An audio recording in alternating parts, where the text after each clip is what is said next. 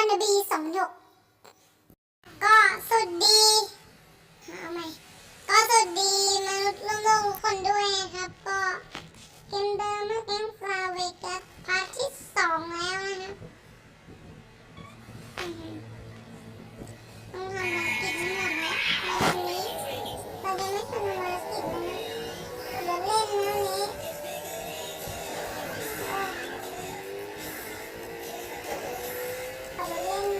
ทางเมืองนะตรงนี้เมืองมาแล้วคนไม่ลอยนะตายคนนะคนแหวกนะแผ่นที่เราไปไหนไปหมดนะมาเนี่ยลุยโชว์เราเป็ดดิบหน่อยโอ้โหต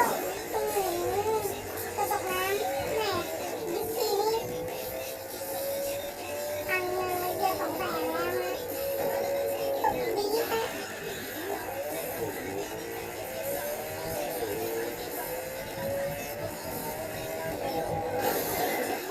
เอาไหม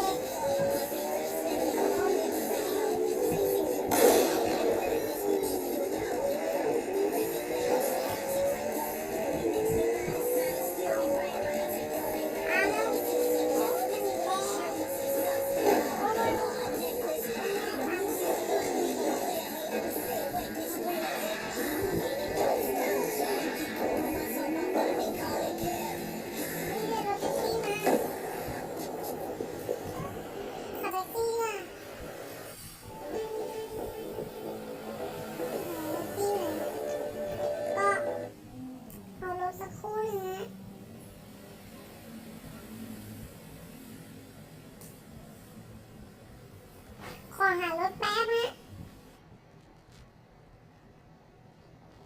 ก็กลับมาแล้วนะรถมาส่งแล้วเดี๋ยวก่อนขึ้นรถขอยิงนี่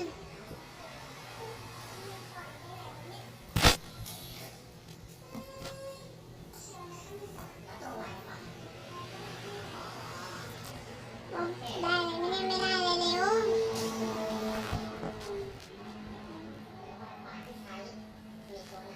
ขับรถเล่นก่อนนะโอ้โหแล้วดูมันเอารถมาส่งอย่างนี้เขาบอกไงฮะส่งรถอย่างนี้เขาบอกไงเดินทางไปกับแท็กซี่คู่ใจฮะลุยฮะเดี๋ยวก่อน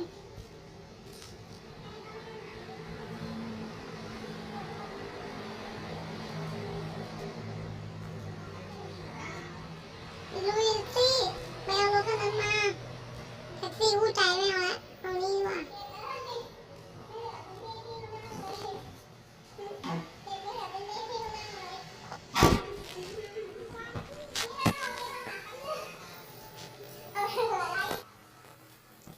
ขอโทษด้วยนะเมื่อกี้ขับมาย้ายทีมก่อนเราก็คงจะต้องเดินทางกับแท็กซี่คู่ใจฮะลุยฮะแท็กซี่ก็เฟี้ยวได้ฮะเคยได้ยินไหม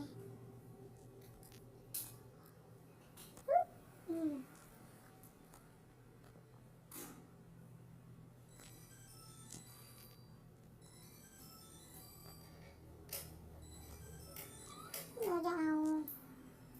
ตัวไปขายครับ ส่วนแท็กซี่ก็ปล่อยทิ้งข้างๆจอดไว้ไม่มีใครมากล้าขโมยของของเราแน่นอนฮะก็ไปลุยเอารถไปขายก่อนโอ้โหอะไรเนี่ยตันไปหมดแท็กซี่กูใจฮะ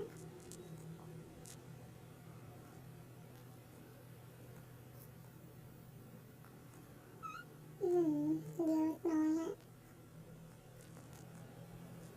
ขี่เขาปั๊มอะปึ๊บยังหล่อฮะ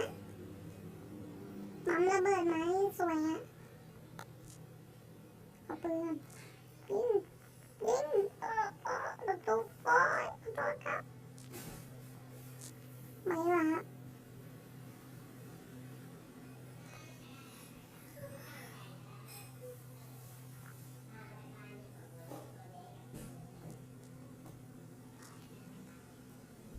เดี๋ยวนะหาไม่เจอที่ขายรถอยู่ไหน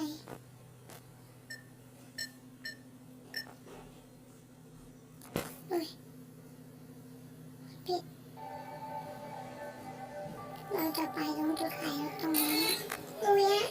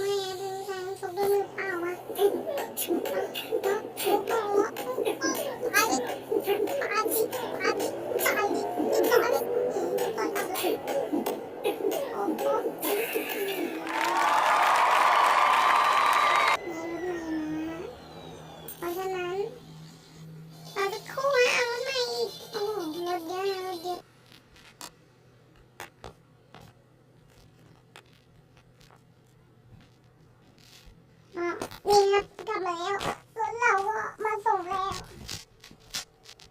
ถึงที่ฮะ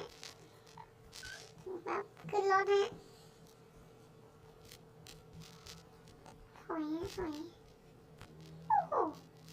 ทีมงานเกมแกงต่างนี่ก็ช่างเลือกจุดส่งรถนะลิฟต์ยังหล่อฮะตุ้มถอยนะครับโอ้รถติดขัดจราจรตำรวจหาย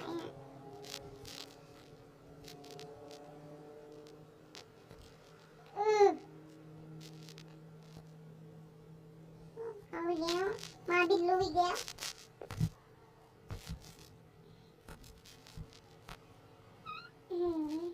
ยากลำบากรถมาชำแหละนะได้13,000โอ้อยากได้มอเตอร์ไซค์ขับเล่นจังเฮ้ยติดดาวเว้ยเดี๋ยวเฮ้ยรถเฮ้ยขอรถหน่อยเฮ้ยรถยาวเนี่ยลองนะ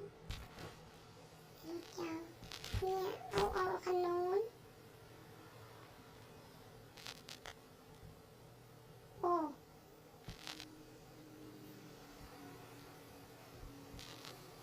เฮ้ย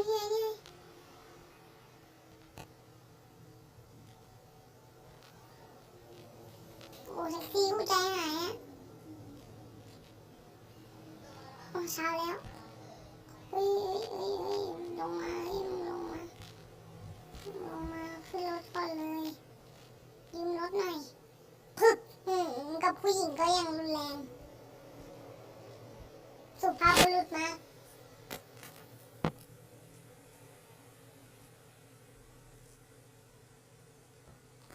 โอ้เมื่อกี้โอ้ยสไลด์อย่างเท่มากเลย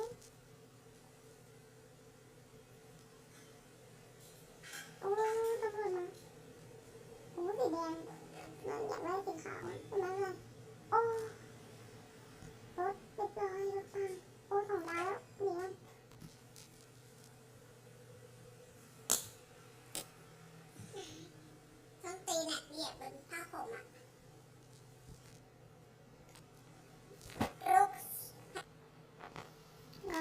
กี้แขกมาแล้วครับขออภัยด้วย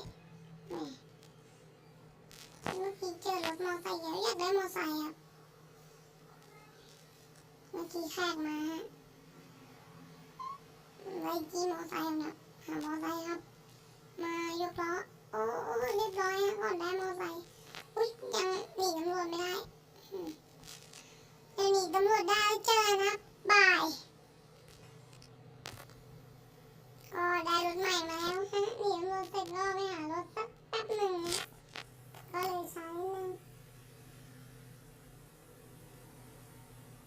แต่ก็ยังไม่ได้มอไซค์ตามที่ต้องการนะเข้ามาสนามมวยโอ้เสยฮะเสย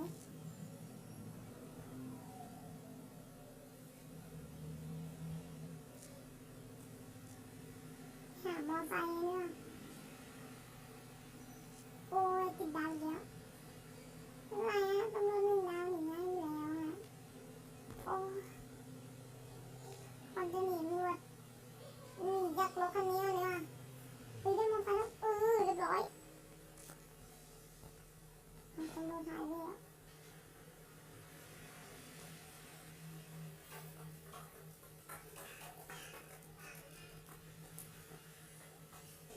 ไปแล้วแล้วก็โอ้ซื้อเป๊ปออยล์ต่ออย่างเท่ปึ๊บเด้งของดี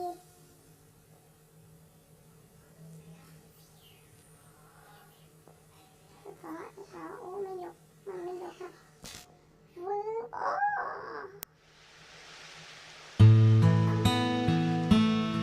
ตายเลยเจ้าตัง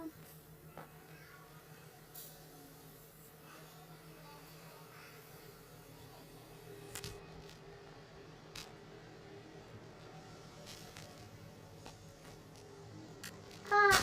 สำหรับคลิปนี้ก็ขอจบไว้เพียงเท่านี้นะเจอในคลิปหน้าอย่าลืมกดไลค์กดแชร์กด Subscribe บาย